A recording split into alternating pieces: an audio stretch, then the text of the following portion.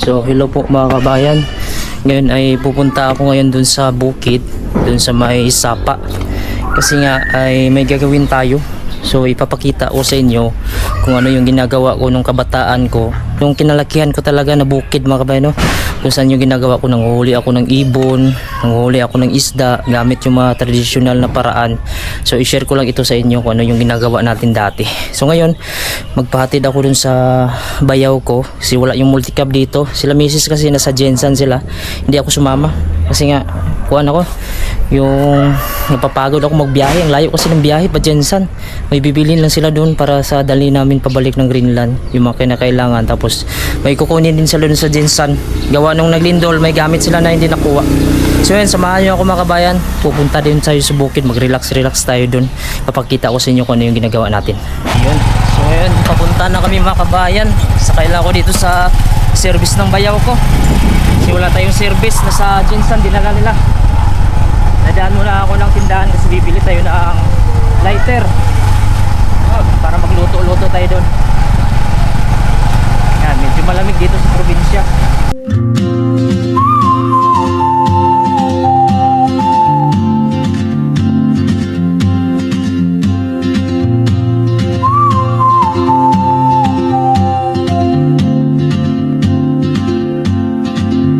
She moves like a map with no borders, a whisper caught in the wind. I see her boots at the corner cafe with a notebook and a grin. She's chasing skies I've never named while I stay in my lane. But something in the way she moves keeps pulling at my chain. Oh, traveler, you carry the sun in your stride, leaving behind what. Sa starting point mga kabayan, no, sa likod natin, yun po yung daanan papunta dun sa bukid namin at dun din sa bahay namin. Pero tayo ay dito tayo sa may baba, dito tayo dadaan. So medyo malakas-lakas pa siguro yung tubig ngayon at medyo malubog yung tubig dahil umulan ng mga nakaraang araw. So hindi pa masyadong malinaw yung tubig. At mula po dito, ito po yung kalsada. Ayan po yung bahay ng pinsan ko, kambingan niya. So mula po dito mga kabayan, bababa po tayo. Tapos ito po yung babae natin, ayan. So medyo madulas yung kalsada pagka umulan siya. So kaya naman natin kasi nga ay sanay naman tayo dito. Tagal na din tayo dito mga kabayan. Dito tayo lumaki. So may gagawin tayo sa baba kasi manghuli tayo ng ibon at saka gagawa tayo ng panghuli ng isda. Ayan. So medyo delikado dito kasi madulas. Pero dandahan lang tayo. So kung napapansin nyo at naririnig nyo ang kuha ng sapa, ang lakas ng sapa dito mga kabayan, kasi dito talaga yung pinakamin sapa sa amin. May pulse kasi yan sa unahan, tapos bagsak dito. Lahat ng tubig mga kabayan dun sa barangay namin diretso dito kapag umuulan. So hindi talaga bahain sa lugar namin kasi dito po didiretso yung pangpang na ito. Kaya hindi mag-stay yung tubig dun sa amin. Kaya bihira lang magbaha sa amin dun kasi yung tubig hindi siya nag-stay dahil dito diretso sa pangpang na ito. Ayan o. So makikita nyo dito medyo maraming mga damo kasi buhay na buhay yung damo dito. Ayan po yung itsura oh. So medyo malakas-lakas yung tubig ngayon at nag-iba yung forma ng sapa kung pinuntahan namin dati. So nung nakaraang araw ko pa sana gustong bumalik dito, kaya lang madalas po ay umuulan. Straight po yung ulan dito mga kabayan, halos isang linggo siguro umulan. Kasi nung nakaraan mga kabayan na naginip ako na nakabalik na daw ako ng Greenland. So nung sa panaginip ko medyo nalungkot ako kasi sabi ko bakit nakabalik na ako ng Greenland na hindi ko pa nagawa yung gusto kong gawin dito sa lugar na ito, sa bukid namin kung saan po ako lumaki dito.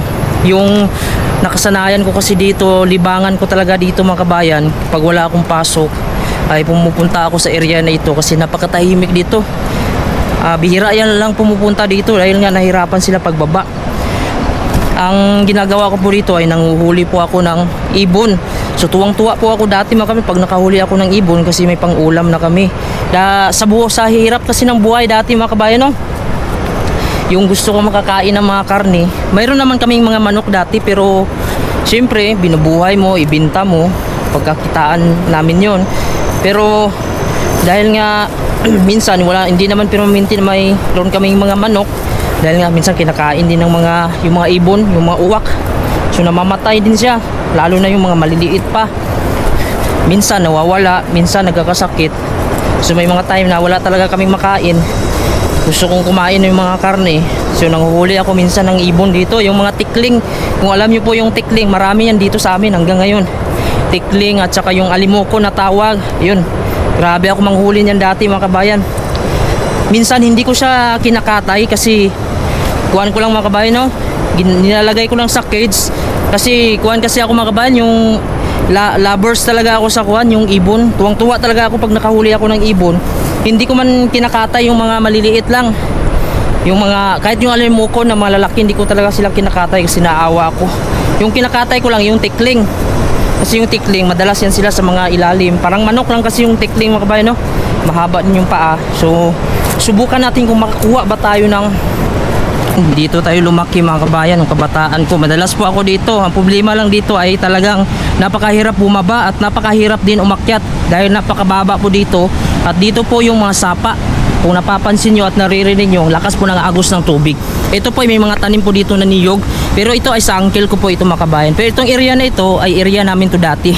Pero hindi na namin to pinagpatuloy na gawin. Dahil nga mayroon naman kaming nabili na lupa.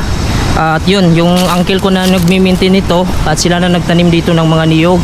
So napapansin nyo mga kabayan, napakalakas po dito ng tubig. At ito na tayo sa baba. Parang mayroon dito yung kaibigan ko, nandito siya. Siya ata nagmi-maintain itong mga kuwan dito, bukuhan or niyugan. So yan po siya. So sakto may kasama pala tayo dito. Ayan. So ito po ay mga kalubuyan yun dito. Ming! Kaya na ka madare? Ha? Damo lamok? Wala ka iro dre? Wala. Amo ning ginatambayan ni madare? May lutuan po na dre? Ako luto dre, ano lang. Kuan lang. Standby ka lang dre. Arate na ko. Ako lindo dito sa unahan. Ngayon mga kabayan, pupunta tayo dun sa may kawayanan. Kukuha tayo nung gagamitin nating trap, yung pitik, yung sanga ng kawayan. So napakasarap sa feeling yung makabalik ako dito mga kabayan sa tagal ng panahon. Siguro 20 years hindi ko ito nagawa. Ito yung namimiss ko nung nasa Greenland ako mga kabayan. Sabi ko talaga gusto ko muna magbakasyon at isa sa mga gagawin ko, ito yung ginagawa ko nung bata ako, yung manghuli ako ng ibon para may maulam kami. Experience ko lang ulit yung mga nakaraan. So ito may dala tayong binangon. Tawag sa amin ito binangon. Ito pang kuha natin ng sanga. Ito mga kabayan, hindi ako nakagamit ito dati kasi yung ginagamit ko dati yung kawayan lang, tapos ganyan, tapos pagpapatong yung alimokon, didiretso yung paa niya dito, maipit lang siya. Yun yung ginagamit ko. Pero ito, ginagamit ito dati ng mga bata. Pero dati kasi parang kahit screen, hindi ako makabili. At saka hindi ko din alam paano magawa nito. Ito, ginawa lang ito ng kababata ko. Ginagamit niya daw ito dati manghuli. So mayroon pa ngang mga balahibo dito.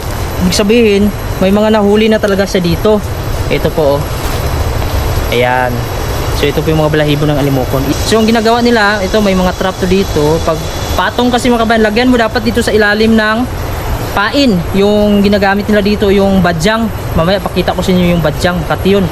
Pero mapula-pula. So dito, pagpapatong sa dito, yan. Dapat ayusin mo ito na pag-apak, pitik siya. Yan. Ayan, ganyan siya oh. Pagpatong niya, ipit yan siya dyan. So hindi niya makagalaw. So ganoon din dito sa kabila. So dapat ayusin mo ito na mas sensitive lang siya pagpatong. Ayan oh. So hindi na siya makawala dyan, naipit na. So kulong sa dyan. So ang gagawin mo kung wala ka pang kuan, ilagay mo na dito sa ilalim kahit wala ng pain.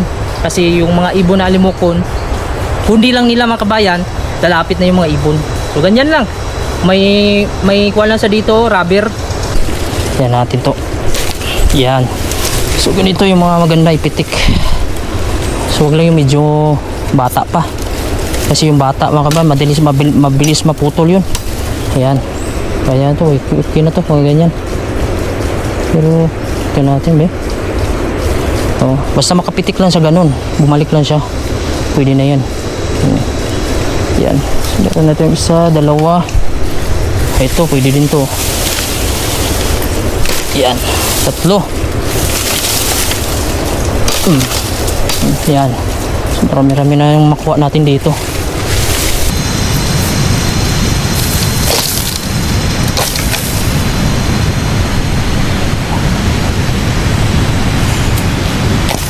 So nagsisit up kami dito ng aming panghuli ng ibon, yung tikling. So dalawang klase kasi itong panghuli namin, yung liig at saka paa. Ito, merinda muna tayo ng mais malagkit, niluto ng kaibigan ko. Yan po. Maya mag-sit up tayo dun panghuli nito kasi medyo na, tanghali na. Yan. Sarap. Ito po, yun po. Kahit wala ka ng baon dito mga bayan, ang saging din dyan pag gusto mo. Ayun, so ngayon mga kabayan, bali magkakabit kami nitong mga trap sa tikling. So umpisa namin, so tanghali na dito, mag-alauna na pala. So tingnan natin kung makakuha tayo. Pwesto lang namin ito, tapos para may chance tayo na makakuha ngayon. Hanap lang kami ng pwesto, yung kuan medyo maraming damo at saka lagyan namin ng kuan dito. Hanap kami dito ng mga gandang pwesto, yung mga sekreto na dinadaanan ng mga tikling. Ang gusto ko kuan posisyonan nito yung may alom-alom na tawag, kasi dito din kumakain yung mga ibon. Dito ako nakakita kanina eh. Ito mga yan yung gusto nila pag ganito, may mga kuan tubig-tubig. Tapos dito sa ilalim, diri ganihan na kita diri oh. Dito ka nakakita. Mga binang ginakaon na oh. Oo. Ang gini alum-alum. May bunga. Ang bunga oh. Linisan natin ito. Sakto lang madaanan nila. Kasi yung mga tikling kasi dito yan sila dumadaan sa pag nilinis mo. Ayan. So ganito lang, dapat sakto lang sila makadaan. Ganyan yung tiklik dito. Mahuli din yan sila. Ayan, ito mga kabayan, tapos na po tayo. Nilagyan ko po siya ng mais. Ito po mais, para ito po yung isa sa dahilan na kailangan nilang makaapak sila dito. So nilagyan ko kabilaan kasi kung nandun yung ibon, didiretso sa dito hanggang makarating sa dito. So dito lang yan sila dadaan sa mga malinis. Kasi pag malinis dyan sila sa dumadaan, kaya ito tagos yan sila. So tapos na kami dito sa pangalawa, so pangatlo na naman kami. Sana makahuli tayo. So ito yung buhay ko pala dati dito sa bundok, dahil wala tayong mabili na mga karne, wala tayong pambili ng karne. So nanguhuli na lang tayo ng ibon para makakain tayo, makasurvive tayo dito. Ayan. So ganyan mga kabayan, tikling, basta malinis lang. Kailangan inisan mo itong mga damo, tanggalin mo para makadaan sila, kasi mahilig yan sila sa dawat limpyo ba, malinis. Yan. So, ganyan, pag-apak yan dito, sigurado wala na mga kabayan, huli na. Ayan o. So, dapat huwag masyadong maigpit kasi pagkakuan, matay din siya. Pero adjustan natin ito para medyo kuan talaga, sigurado na hindi makawala. Yan, basta makakuha lang dito, malapat lang, malak lang sa kakuan niya yung kuan, ganyan, pitik na yan. So sit up natin, tikling. So palala lang, ito lang mga kabayan, pang ulam lang to, hindi po ito pang kuan ha, hindi po ito pang negosyo. Ito lang ay binabahagi ko lang sa mga viewers ko ano po yung buhay natin dati para makasurvive dito sa bukid, kung ano-ano lang ginagawa natin para makakain tayo ng karne. So pahinga muna tayo mga kabayan. Yung oras natin alas 3 ng hapon. So naka isa, dalawa, tatlo, so naka 4 na trap tayo nalagay.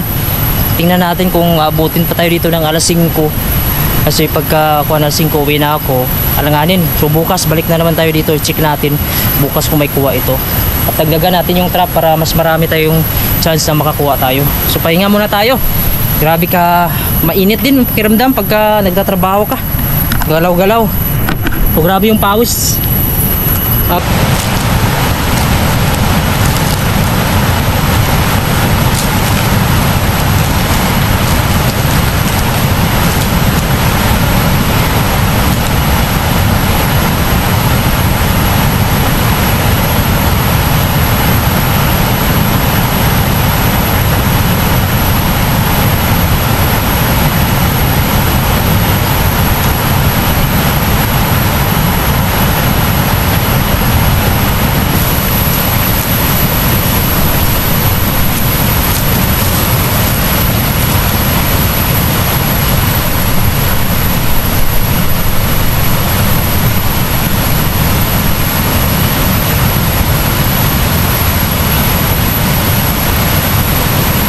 So ngayon alas 3 na dito mga kabayan yung oras.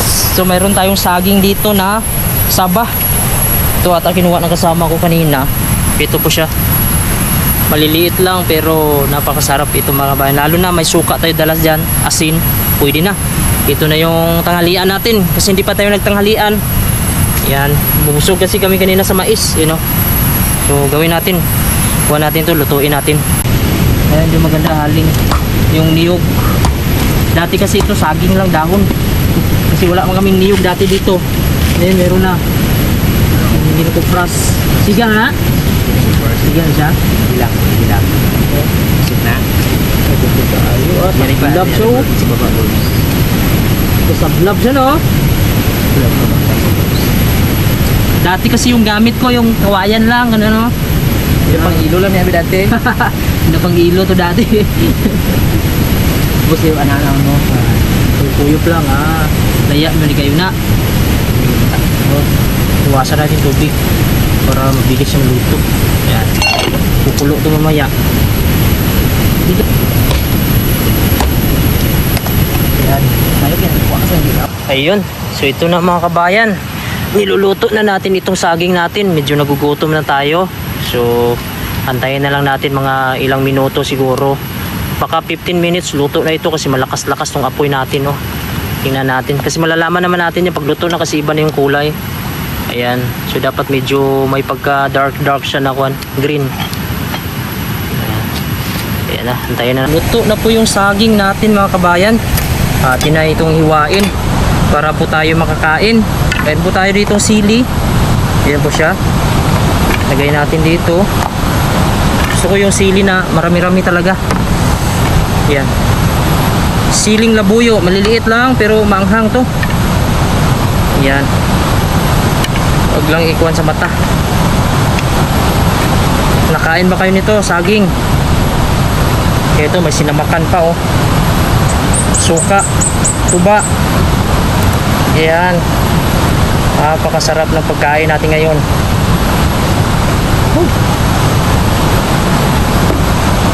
Ito may asin para may panlasa.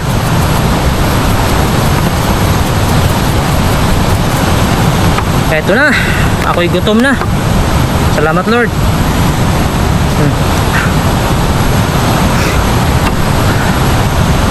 Kuwan siya. Yung isa medyo sira. Pero okay lang. Hindi naman lahat. Kaya may kunting sira lang siya pero hindi naman.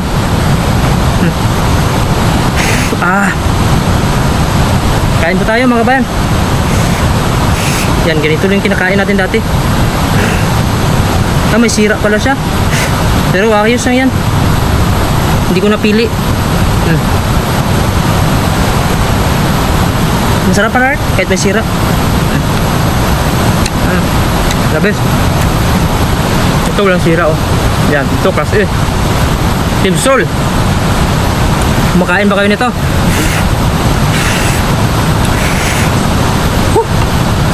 Sili Sarap. Namiss ko ito. Tagal na kakain ng saba.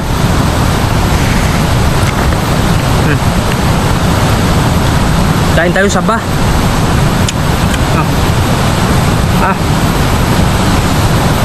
Ang sarap ng suka.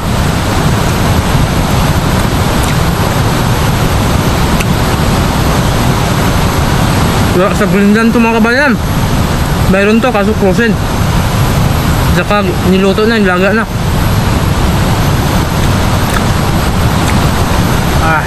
Napakasarap. Ito na yung panap ng tanghalian. Pero hapon na ito.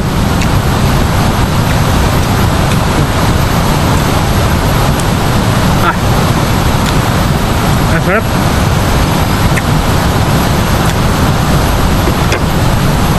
Ang tawag dito sa amin mga kabayan sa Ilonggo, tambo. Sa Tagalog parang dabong, labong. So ito po ay kawayan, yung bata na kawayan. So ito pwede po itong ulamin. Ang gawin mo dito, kukunin mo lang sa mga kabayan, tanggalin mo tong balat. Tapos ang kuan mo ito, tadtarin mo siya ng manipis. Depende sa luto mo kung adobo, ginataan. So, kung ginataan, kadalasan yan palapad. Pagka adobo naman yung saksak lang manipis. Ito napakasarap ito mga kabayan. Anong luto kaya sa inyo mga kabayan? Yung maganda nito nga ito, hindi lang siya nakuha. So hindi na yan pwede kasi medyo mapait pag malaki. Dapat yung katamtaman lang, bata pa. Ito pwede ito. Ayan. So napakarami. Ayan. So ito ang maganda. Ayan. So yung sumibol pa lang siya, bago pa lang. Yan yung napakasarap. Ito po, mga ganito. Size na yan. Ayan. Ito pwede pati din ito. Pero yung sobrang laki, wag na. Ayan. Napakarami. Hanggang dito sa ibaba.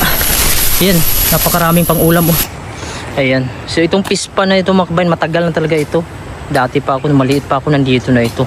Tsaka ang tubig, unstoppable po siya kasi dyan po, mayroon po siyang spring, umaagos lang. Ayan, mula dyan sa itaas. Malinis nga dyan kasi dyan kami kumukuha ng inumin. Tapos ito po yung tubig. Tapos mayroon lang siyang gawang ba yan? Yung exit ng tubig, papunta doon. Yung sapa na yan doon.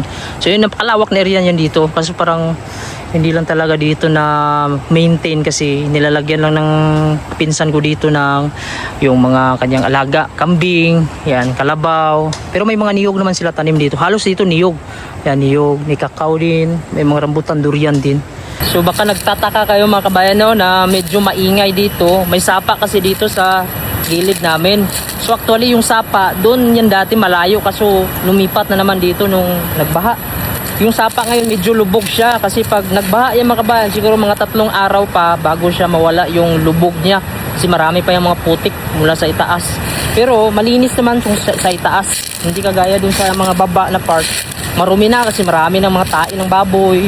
So samantalang dito ay presko kasi dito galing, may falls kasi sa unahan, dito nang galing sa amin. So tara, samahan nyo ako. Ayan o, kung narinig yung lakas ng ilog. Tapos ito po yung area dito ng aking uncle, pinsan. And doon, medyo malawak-lawak yan. Tapos paakyat pa. Yan. So dito, tingnan natin dito ha. Masuka lang dito. Maraming damo.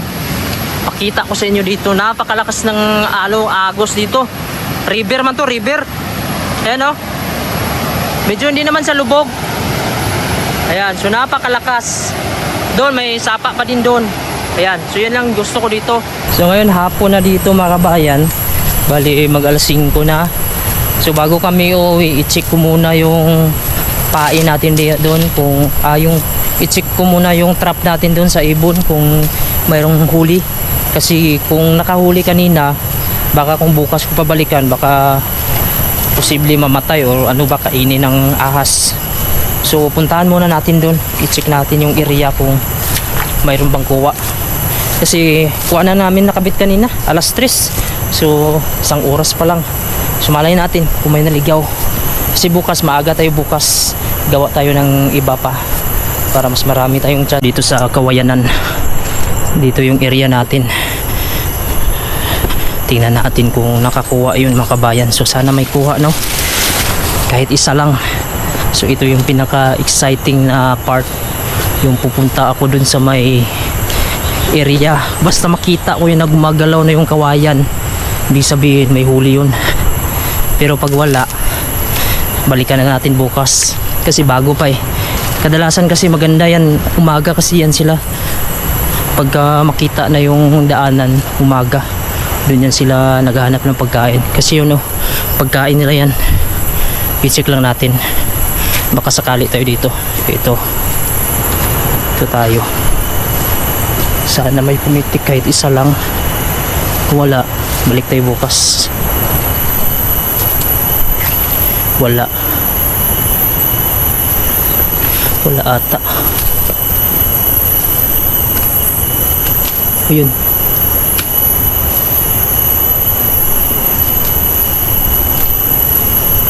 Wala. Ayun po, hindi po pumitik.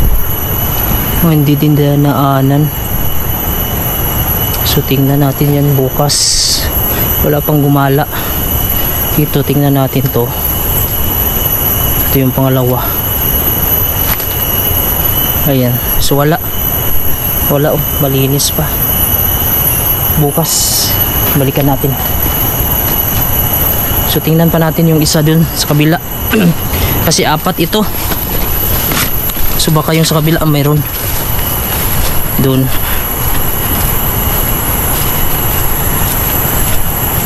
Tingnan natin. Medyo marami-rami pang pwedeng lagyan dito. Kaso hindi pa tayo nakapwesto. Dito tayo. So ito na yung huling pag-asa natin, yung dalawa dito. Pero maliit lang yung chance kapag bago mo palang nalagay. Ito, check ko lang ito. Baka mamaya mayroon palang naligaw. Ito yun. Wala. So bukas pa yan. Ayan po. Tapos yung isa sa liig. Tingnan natin. Ito may daanan dito. Yan. Ito. So umaga yan sila. Kadalasan dito. Ayan, wala siya. Ito yun, oh. Para sa liig ito. Bukya tayo ngayon kasi hapon na tayo nakakabit kanina. Mga alas 3 na siguro yun, mahigit. So isang oras pa lang mahigit nakalipas. Uwi na tayo. So bukas balikan natin yan. Baka dito tayo bukas umaga para makakabit tayo ng dagdag, para mas marami tayong chance na makakuha tayo. Gawa tayo bukas ng iba pang trap. Yun. So paakyat na kami mga kabayan. Ito yung pinakamahirap dito, lalo na pag may karga ka. Yung kasama ko may karga siya na kawayan. Kasi dingding niya daw sa bahay niya. Ako dati dala ko dito yung panggatong. Dito mahangin-hangin na dito. Ano? Sa ganyan. Mahirap dito pagka may karga. Baka naman dito mayor, magawan dito ng hagdan. Kahit isang malita lang dito na pera, oh. Hindi maubos. Sa katong hagdan lang para sa ano, kasik ba? Oh. Oh. Ha? Ayan, so dito na kami sa itaas mga kabayan, oh. So nag-hike lang kami papunta dun sa bahay. Kasi wala kaming sasakyan ngayon. Yung sasakyan kasi ginamit dun sa sa Jensan. So wala din akong motor, hindi ako marunong magmotor kasi. Ano, pati lang ako sa bayaw ko kanina. Malapit lang naman. Siguro mga 1 kilometro mahigit. 1.5 kilometer siguro ming, no? Oo. Hindi, 1 kilometro ni kalubihan siguro eh. Mga dalawa. Saka poste, saka no. Ay, pulo.